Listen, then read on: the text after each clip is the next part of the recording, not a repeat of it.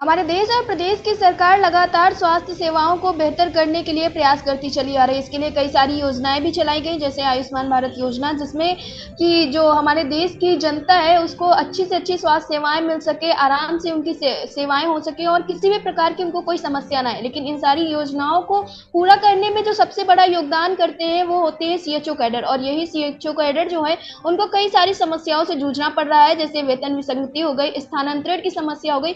और इन सारी समस्याओं के कारण से जो सीएचओ कैडर है वो मानसिक रूप से काफी ज्यादा परेशान है। आज हमारे साथ जुड़ चुके हैं प्रदेश अध्यक्ष हिमालय कुमार जी। आज हम उन्हीं से जानेंगे कि क्या कुछ समस्याएं आ रही हैं और क्या कुछ आगे की रणनीति उन लोगों ने बना के रखी। हिमालय जी, हमारे चैनल पे आपका बहुत बहुत स्वागत है।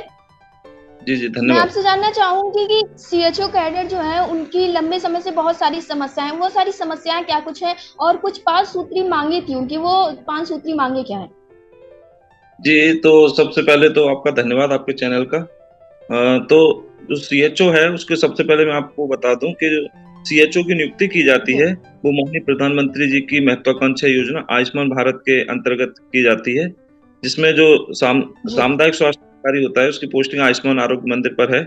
और उत्तर प्रदेश में अभी लगभग 18,000 से अधिक सीएचओ वर्तमान में कार्यरत है। और जो उनकी प्रमुख जी। समस्याएं हैं जिनके लेके हमने 5 सूत्री मांगों को लेके माननीय मुख्यमंत्री जी को, माननीय उप मुख्यमंत्री जी को भी पत्र भेजा है। तो उसमें जो सीएचओ की प्रमुख समस्याएं जी। हैं वो है सबसे पहले स्थानांतरण और वेतन विसंगति, और सीएचओ का नियमितीकरण। आज जी। सीएचओ की प्रमुख समस्याएं हैं। और जो सीएचओ का जी। पीबीआई है वो सैलरी में मर्ज किया जाए। इन सभी समस्याओं के साथ जी। सीएचओ लगभग पिछले 1 साल से हम लोग संगठन प्रयास कर रहा है कि इन समस्याओं का समाधान किया जाए, परंतु अभी तक सीएचओ की किसी भी समस्या का कोई भी समाधान नहीं किया गया है। जी। तो क्या इन समस्याओं को लेकर आपने किसी भी अधिकारी को या सरकार को ज्ञापन सौंपा है? जी मैडम, बिल्कुल सौंपा है। माननीय स्वास्थ्य मंत्री जी को 2 से 4 बार हम मिल चुके हैं। एमडी एनएचएम मैडम को भी लगभग 3 से 4 बार ज्ञाप दिया जा चुका है पत्र। और जी। माननीय मुख्यमंत्री जी के कार्यालय में भी पत्र भिजवा चुके हैं। माननीय उप मुख्यमंत्री श्री केशव प्रसाद मौर्य जी, उनके यहाँ भी पत्र जी। जा चुका है। तो उन्होंने प्रमुख सचिव चिकित्सा स्वास्थ्य परिवार कल्याण विभाग के प्रमुख सचिव को पत्र भेजा है। जी। जी। आपने बात करी है, आप लोगों ने पत्र भेजा है, तो आपने केशव प्रसाद मौर्य को पत्र भेजा था, उधर से आप लोगों को रिप्लाई भी आया था, तो उस वो जो रिप्लाई आया था उसमें क्या कुछ बातें निकल कर सामने आई थी? हाँ, रिप्लाई में यही है कि थोड़ा-सा उसको लेके सकारात्मक हैं सीएचओ के, शायद सी क्योंकि उन्होंने जो पत्र भेजा है संगठन के पत्र पर कार्रवाई करते हुए, उस पत्र को जी। प्रमुख सचिव चिकित्सा स्वास्थ्य परिवार कल्याण विभाग को भेज दिया गया है। तो हाँ, सीएचओ को जी। कुछ उम्मीदें हैं कि कुछ सीएचओ की समस्याओं का समाधान हो सकता है। जी। लेकिन इसके पहले भी हिमालय जी महज़ आश्वासन पे आश्वासन ही आप लोगों को मिलता चला आ रहा है, तो क्या कुछ सोच रहे हैं आप कि एक बार फिर से उम्मीदें हैं? क्योंकि कर्मचारियों का यही कहना है कि हम बस उम्मीदें ही लगाए बैठे हैं। जी, बिल्कुल, क्योंकि अभी सबसे ज़्यादा समस्याएँ आ रही हैं अभी सीएचओ को हमारे कैडर में, वो है जी। हमारे सीएचओ की 800 किलोमीटर की दूरी पर हेल्थ एंड वेलनेस आयुष्मान आरोग्य मंदिरों पर कार्य कर रहे हैं, जो कि जी। सभी संविदा कर्मी हैं। और इतना कम मानदेय में घर से इतनी दूर रहकर, इतन और परिवार से दूर रहकर इतने अल्प वेतन में अपना गुजारा कर रहे हैं। इसीलिए सबसे पहले हम चाह जी। रहे हैं कि सरकार हम लोगों का स्थानांतरण नीति बहाल करे। जी। लेकिन जो कर्मचारी हैं उनका ये भी कहना है कि उनको सरकार की तरफ से तो योजनाएँ मिल रही हैं, उनकी तरफ से तो सारी सुविधाएँ मिल रही हैं, लेकिन जो समस्याएँ आ रही हैं वो ये जो अधिकारी हैं वो बना रहे हैं समस्याएँ। क्योंकि इसके पहले भी हमारी कुछ लोगों से बात हुई थी, उन्होंने बताया कि सरकार की तरफ से सारी चीज़ें सही हैं, लेकिन जो बीच के अधिकारी हैं उनकी हीला-हवाली की वज़ह से कर्मचारियों को इतनी समस्याओं का सामना करना पड़ रहा है। इस चीज़ में कितनी सच्चाई है? जी, बिल्कुल, क्योंकि देखिए जैसा कि लास्ट ईयर 2021 में ट्रांसफर, जैसा मैं बता रहा हूँ कि अभी स्थानांतरण अभी सबसे बड़ा मुद्दा है। और पिछली बार जी। जब एमडी मैम से बात भी हुई थी तो उन्होंने कहा था जैसे आचार संहिता खत्म होती है तो उसके जी। बाद ट्रांसफर पॉलिसी खोल दी जाएगी। परंतु अभी जी। तक लगभग 15 से 20 दिन हो चुके हैं, अभी तक कोई भी उस पे अपडेट नहीं आई है कि ट्रांसफर पोर्टल कब तक खुलेगा। क्योंकि जब जी। 2021 में ट्रांसफर हुआ तो जल्दी से जल्द पोर्टल खुलना चाहिए ट्रांसफर। जी। हिमालय जी, अगर देखा जाए तो जो स्थानांतरण की प्रक्रिया है वो एक बहुत छोटी सी प्रक्रिया, और ये स्थानांतरण को लेके लगभग आउटसोर्सिंग और संविदा के जो कर्मचारी हैं वो इस समस्या से जूझ ही रहे हैं। अगर बात करें हम जो नियमित कर्मचारी, उनको भी इन सारी चीज़ों से जूझना पड़ा है। बेसिक शिक्षा विभाग के जो शिक्षक हैं वो भी लंबे समय से अंतर जनपदीय पारस्परिक स्थानांतरण के लिए परेशान थे। और जो इसमें आउटसोर्सिंग के स्वास्थ्य विभाग के जो कर्मचारी, उनका भी यही कहना है कि उनको भी अंतर जनपदीय पारस्परिक ट्रांसफर ही चाहिए। तो क्या कुछ समस्याएं जिस वजह से, क्या इन सारी चीजों से कोई काम में कमी आ जाती, इसीलिए सरकार या अधिकारी ट्रांसफर करने के लिए इतना देर लगा रही, इतनी सारी समस्याएं आ रही हैं?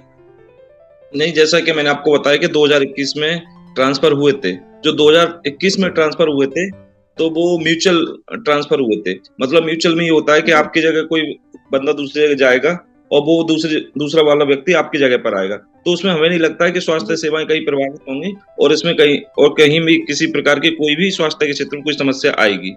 जैसा जो स्वास्थ्य सुविधा जी। पहले से चल रही थी, वो ज्यों की त्यों बनी रहेंगी। हाँ, लेकिन ये है कि जी। बैकएंड सीट पर अगर आप करते हैं तो वहाँ थोड़ी बहुत समस्याएँ आ सकती हैं, परंतु म्यूचुअल में कोई समस्या नहीं है आएगी, और उसको म्यूचुअल को तो जल्द से जल्द ओपन कर देना चाहिए, म्यूचुअल के साथ-साथ बैकएंड को भी। जी।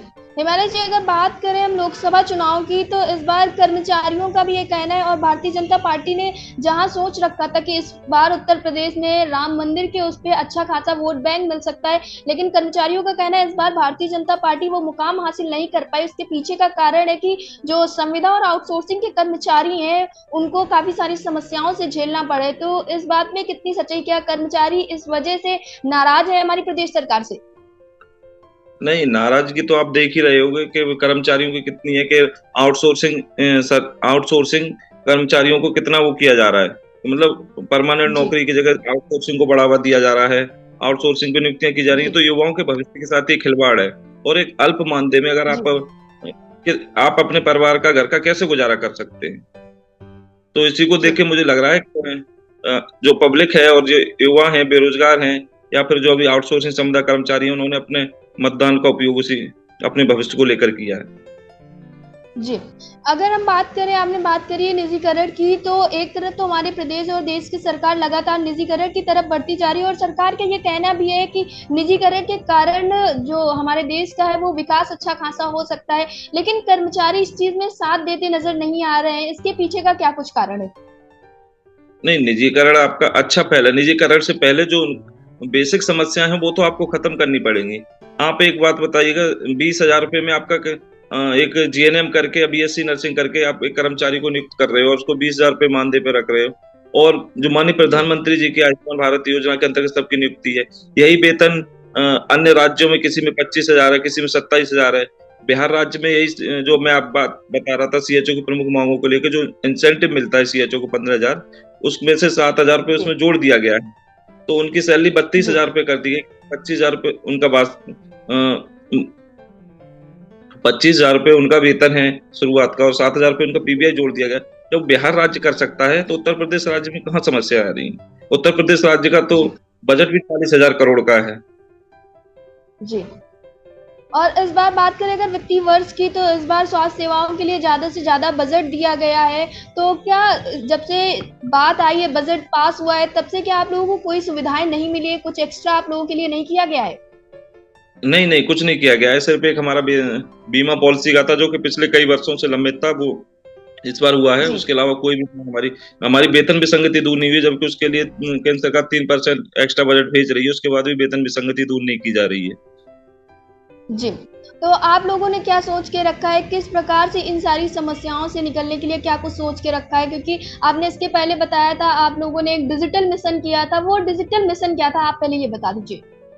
डिजिटल मिशन ये था कि जो आयुष्मान आरोग्य मंत्र पर सीएचओ की जो नियुक्ति की जाती है, वो सारा उनका जो कार्य रहता जी। है, वो सारा ऑनलाइन बेसिस रहता है।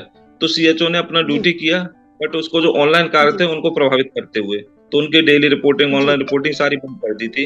क्योंकि और वो इस जी। वजह से किया गया था, क्योंकि एनएचएम के अंतर्गत सिर्फ सीएचओ कैडर का ही लॉयल्टी बोनस खत्म किया गया था, जो कि बहुत जी। भेदभावपूर्ण तरीके से किया गया था। और उसको जब सीएचओ ने अपना जी। डिजिटल स्ट्राइक के माध्यम से उसका विरोध किया गया, तो उसको वापस भी जी। 1 महीने बाद वापस कर दिया गया।